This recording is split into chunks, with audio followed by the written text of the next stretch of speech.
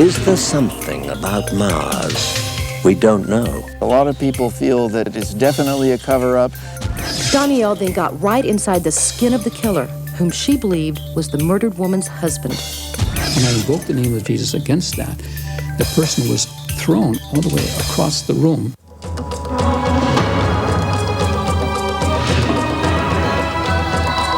From the boundaries of the universe to the depth of your soul, embark on a journey through the unknown and unexplained as we explore mysteries, magic, and miracles.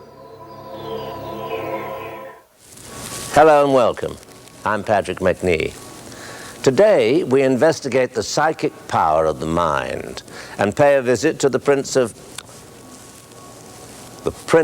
of Darkness. But first, we'll delve into the mysteries of the universe. Do you believe there could be life on other planets? Should astronauts encounter extraterrestrials, NASA appears to have issued the following guidelines. Don't tell anybody. Our first mission to Mars posed new theories questioning the existence of a possible civilization. If so, what will the future hold?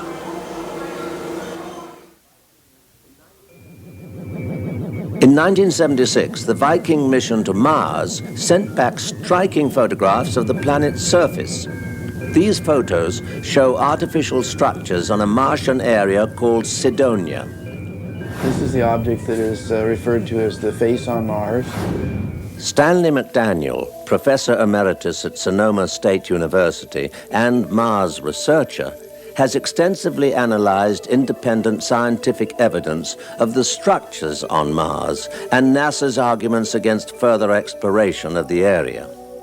I found some material on it back in 1985 or so, and when the Mars Observer was launched, I became interested in it again. The other people are the researchers. I'm not a researcher who's studied the objects from the scientific point of view. What I've done is evaluated their research. My principal aim is to clarify the issues surrounding this subject.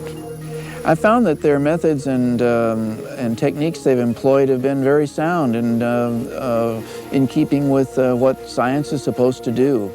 There's the eye socket shadow. There is another eye socket over here, but not as clear in this particular photo. How could you tell if an object on the surface of Mars is artificial? Well, you have to apply a number of different tests. You can't simply apply astronomical or physical tests or geological tests. You might have to apply criteria from archaeology or from architecture or even from symbolic methods of communication. Researchers from the Mars investigation team believe these formations to be the ruins of intelligently designed structures. Well, the face is what's called geologically a knob. Sometimes it's referred to as a mesa. It's about 1.5 miles long by a mile wide, so it's quite large. And it is an object which has the three-dimensional shape of a face. Here's the mouth, and if you look closely, you can see the apparent teeth in the mouth.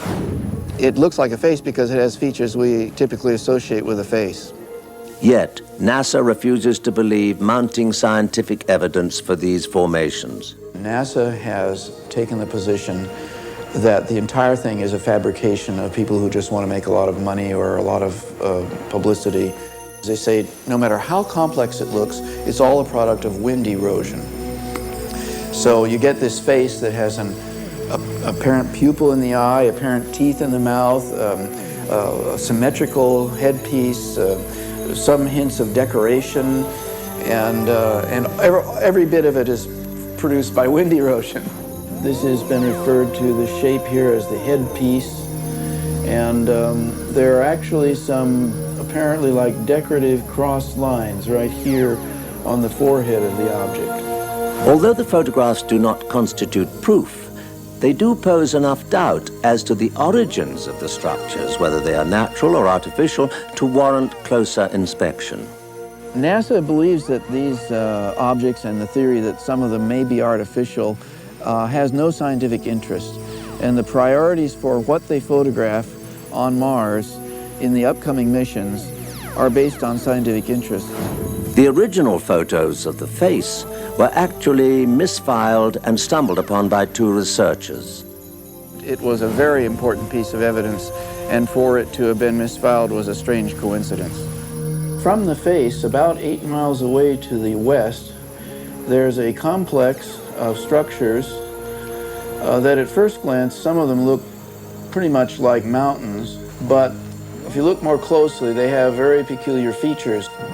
Recently, a new mission to Mars was launched to gather newer, higher quality photographs of the surface. However, on August the 21st, 1993, NASA announced the observer was lost just 3 days before its scheduled orbit around Mars. Some people think that possibly alien spacecraft destroyed it. I have no way of knowing if that could be the case. And so this area has been called, quote, the city. It has been suggested the loss of the Mars observer wasn't in fact a loss at all. What if the observer is currently photographing Mars secretly and not informing the public of its findings? Now this is the feature near the city, what's called the city. We don't know if it really is a city. And it's been termed the fort. Well, I believe there's a question, but I don't know the answer to that question. Most shocking in the debate for more research on Mars is famous astronomer Carl Sagan's view on the subject. Carl Sagan was on the Viking imaging team back in 1976 when the Viking orbiters took these photos. Some critics, such as Carl Sagan, for example, have tried to imply that this is just a psychological projection and that people are just imagining it, but I can't see that at all. Looking at the object called the face, I don't see how anyone could deny that it looks like a face. There's a stream bed, or what looks like it may have been an ancient stream that moves along like this and ends up right at the tip of this cut here. Is there something about Mars we don't know? A lot of people feel that that it's definitely a cover-up. I have to admit that NASA's behavior with regard to this issue seems impossible to explain from a legitimate point of view. It may be simply that they just don't get the point.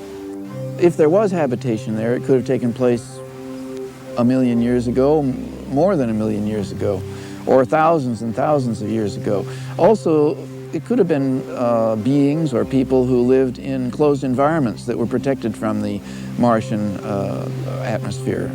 Some people have speculated that this may have been something like a reservoir. Richard Hoagland has hypothesized that some of the structures there were actually closed environments for underground living. Perhaps future exploration of Mars will prove to be one of the greatest scientific discoveries in human history.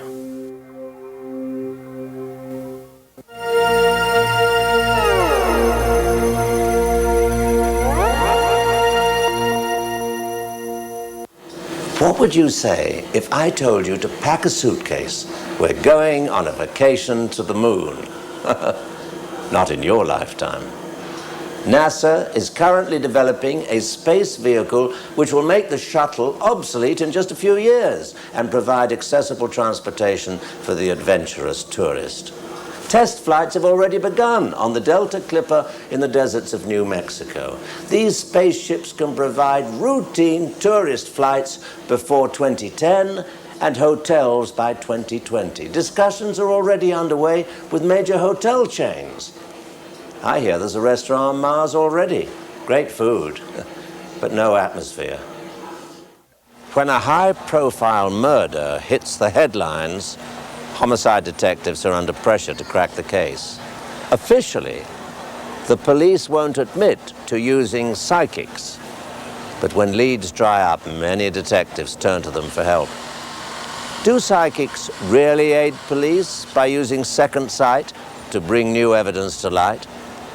We decided to investigate the psychic detective. Throughout history, people have claimed to be gifted with second sight. In the Middle Ages, Joan of Arc heard inner voices that told her she was divinely appointed to defeat the British. Abraham Lincoln witnessed his own funeral in a precognitive dream. And Winston Churchill had premonitions during World War II, which he believed helped him outsmart Hitler. In ancient times, people spoke of prophecies and miracles. In our more enlightened age, the experiencing individual is said to be psychic. Meet psychic Donielle Patton and her husband, Ron Gordon. Together, they work as psychic detectives with law enforcement agencies throughout California. So how do the two of you work together, and how does your operation work as far as helping the police? What happens is sometimes law enforcement will get a hold of me, and sometimes I'm just sitting at home and something will happen to somebody somewhere, and I will feel the vibrations and I'll get the feelings of what's going on, and I'll tell Ron what happened. I'll ask her questions as to what happened to her, what is she feeling, and she'll actually feel the pain and the emotions at the time of the death.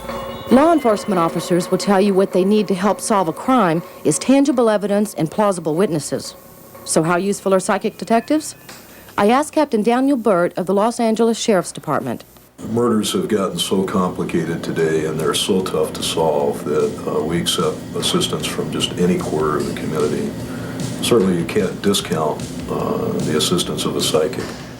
Detective Louis Danoff has been a law enforcement officer for 28 years. He specializes in long-term unsolved homicides and has often made headlines by using psychics. I have used psychics because I have no idea where to look. I've exhausted all of my, any leads that I have. They all come up negative, and I basically want to find this body. Detective Danoff asked Donielle to come in on a case where a woman was missing, presumed murdered. She invited me to go along. Hi, Maria, is Detective Danoff here? He's expecting us. I'll be with you in just a minute. Thank you. Now, do you actually work in this area? Sometimes I'll look at cases in this area, but usually they have me in an interview room, like a room that they put a suspect in.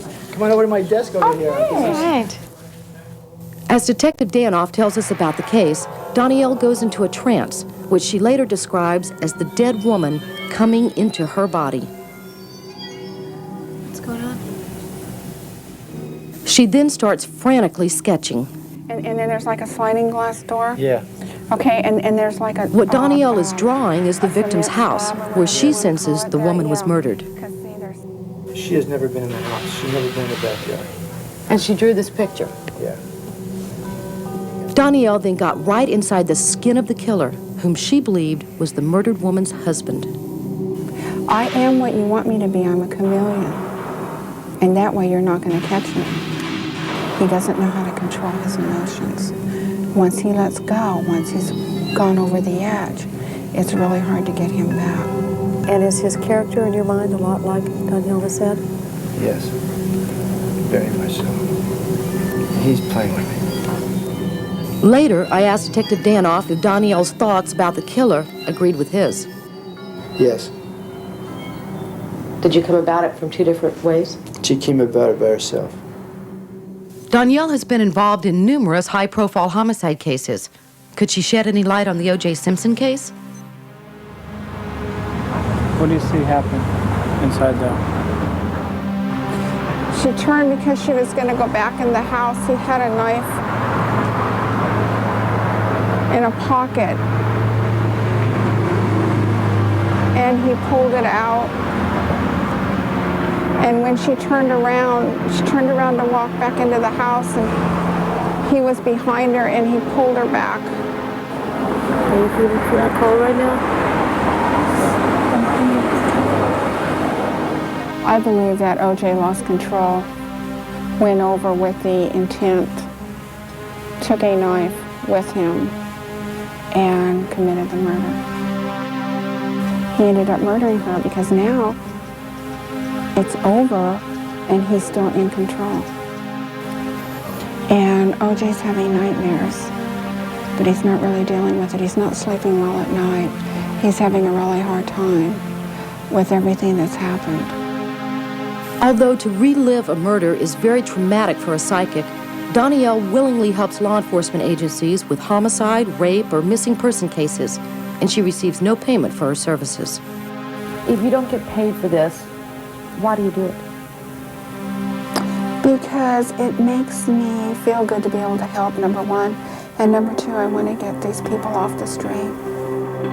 Now I have to ask this, Ron. Is it, like, intimidating or scary living with a psychic who knows what you're thinking? No, not at all. We have a very good relationship, and it works out real well, the way we work with each other and in our professional life as well as our personal life. Whether you believe in psychic detectives or not, Danielle and Ron will continue to fight crime in their own unique way, because they say it's the right thing to do.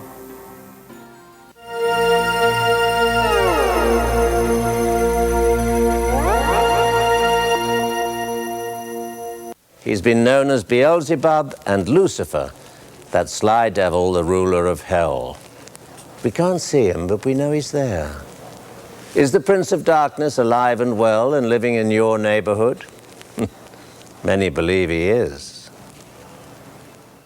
Does the devil really exist here on earth? Is he just the representation of the evil side of man? Or is Satan among us? Father John Hamsch enlightened us on the forces of evil. After years of experience, I have concluded that anyone who doesn't believe that the devil exists is simply exposing his ignorance or lack of experience. I'm convinced of that. The devil is an entity, an intelligent, super intelligent entity, has a personhood, is not a vague abstract force, and he is one who is at enmity with God and at enmity with all humans whom he wants to destroy. The Bible talks about the enemy of man in Ephesians 6:12. For our struggle is not against flesh and blood, but against the rulers, against the principalities, against the powers of this dark world, and against the spiritual forces of evil in the heavenly realms. Yes, I think everyone has seen the work of the devil, although many have not recognized it, but it's very obvious everywhere. More dramatic presences of the devil are manifested through things like Satanism or lesser forms of demonic intervention, such as poltergeist activities and things of that sort. Possession is the most extreme form of demonic involvement, and for a priest, an exorcism is the most dangerous act to perform. In the Catholic Church, it's very conservatively approached, because only bishops or priests assigned by a bishop in any given diocese can perform a formal exorcism.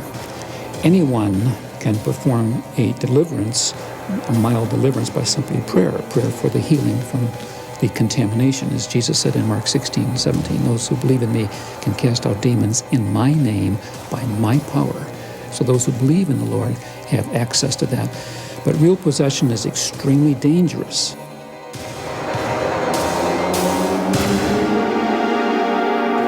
For instance, I was sort of accidentally involved in an exorcism in praying over a lady one time who was sitting on a couch, and she just had some relatively minor complaints that I kind of suspected might be a spirit of infirmity, so I prayed generally in very superficial type of prayer. And when I invoked the name of Jesus against the forces of evil that might be there, when I invoked the name of Jesus against that, the person was thrown, I mean literally thrown from the couch all the way across the room and curled up in a fetal position behind a lamp in the corner. And it was a violent reaction to the invocation of Jesus to attack the forces of evil that were there. They responded with extreme fear. The Catholic Church believes the devil exists and wants to take possession of your soul. Depending upon the proclivity of the individual, how much they're amenable to this type of invasion, they will have this or that level of demonic intervention. A person who commits himself to the devil is submitting to the enemy of God. And it's one of the worst things he could possibly ever do, because he will pay what we call in demonology the devil's compensation. He may, by committing himself to the devil, selling his soul, as it were, they may attain some very powerful things, but eventually they will pay for it, and pay for it 100-fold. You pay the devil, ultimately, for any kind of covenant or contract you make with the devil. In a sense, we're the battlefield of this spiritual warfare between God and the devil, trying to win our souls. We have a free will by which we can go to either side of the fence we want. We can cooperate with God and follow his revelation that tells us what to do, or we can follow the devil and succumb to our natural proclivities, the result of original sin. Father Hampsch will continue to fight this battle against demonic forces because he truly believes that the power of God's love is greater than any devil.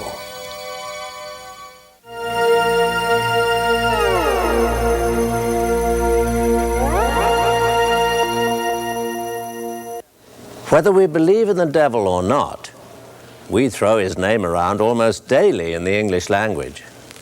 We say expressions like between the devil and the deep blue sea when faced with a tough decision, or people complain there'll be the devil to pay when worried about a problem. We can answer by telling them the devil may care, or for the sake of argument, we can play the devil's advocate. Like it or not, the devil is very much a part of our lives. You may want to think twice before you use the expression, the devil made you do it. I'm Patrick McNee. Join me next time for more mysteries, magic, and miracles.